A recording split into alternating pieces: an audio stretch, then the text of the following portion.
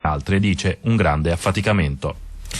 Intervento del ministro dell'economia Tremonti al forum dei giovani di Confcommercio a Venezia. Tremonti ha spiegato che il governo sta lavorando a nuove norme per snellire la burocrazia e limitare le regole che frenano l'iniziativa d'impresa.